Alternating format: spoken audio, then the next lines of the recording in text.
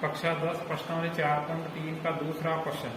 निम्न द्विघात समीकरण में k का ऐसा मान ज्ञात कीजिए कि उसके दो बराबर मूल हो, यानी कि दो उत्तर दे रखे हैं जो बराबर होने चाहिए। तो उसका पहला सवाल दूसरे का भी 2x² प्लस kx प्लस 3 बराबर 0। तो पहले हमने इसमें मानक समीकरण की तुलना कर दी। a बराबर क्या आ गया 2, b बराबर आ गया k, c बराबर आ गया 3। तो दो बराबर मूल दिए थे। बराबर मूल कब होते हैं? जब प्रकृति समान हो। प्रकृति कब समान होती है? जब d बराबर 0 हो। तो इस कारण हमने लिख दिया है दो बराबर मूल हैं, इसलिए d बराबर 0 होगी। अब d का सूत्र क्या था? यह लगा कर लिख दिया b² माइनस 4ac बराबर 0। तो b की जगह b का मान रख दिया k, तो k का होल स्क्वायर माइनस 4 के 4, a का मान 2 तो 4 गुणा 2 गुणा c का मान 3 तो गुणा 3 बराबर 0। अब k का वर्ग करेंगे तो k² माइनस 4 दूनी 8 और 8 दिया 24 बराबर 0। अब 24 का पक्षांतरण कर दिया तो प्लस का चला गया, यानी k² बराबर 24 है। तो k बराबर क्या लिखेंगे? Plus minus root 24। और 24 का हमने क्या ले लिया? वर्गमूल।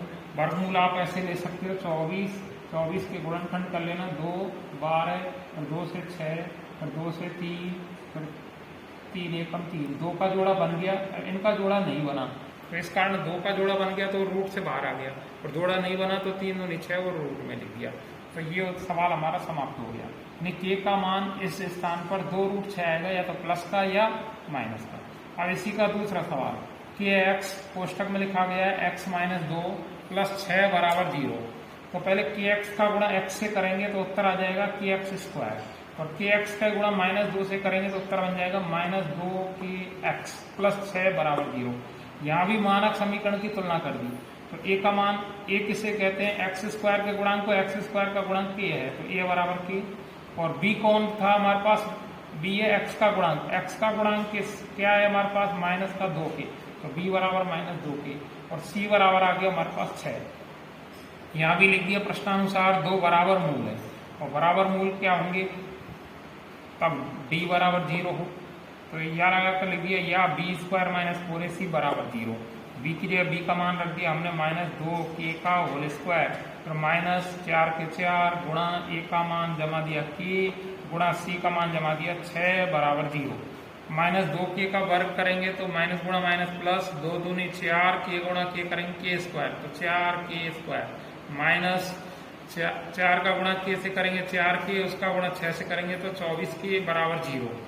अब इनकी अधिकतम घात 2 है, तो 2 शून्य के 2 मूल होंगे, तो इस कारण इनमें से हमने 4k को कॉमन ले लिया।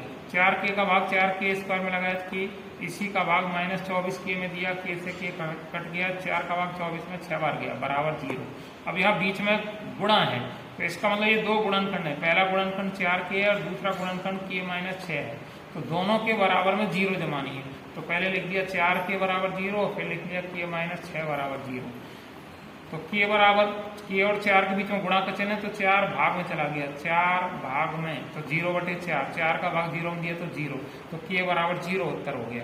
और यहाँ 6 का पक्षांतरण कर दिया, माइनस की जगह किसका चला गया? प्लस का। तो इस प्रकार ये k के 2 उत्तर हो गए, परंतु ये दोनों उत्तर संतुष्ट नहीं करते इस सवाल को। k की जगह अगर हम यहाँ 0 माने तो 0 का गुणा x से करेंगे तो 0 का गुणा फिर कोष्टक में करेंगे तो 0 प्लस का 6, अर्थात यह द्विघात समीकरण नहीं बना।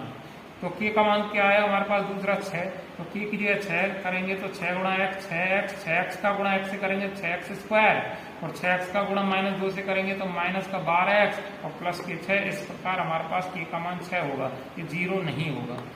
ठीक।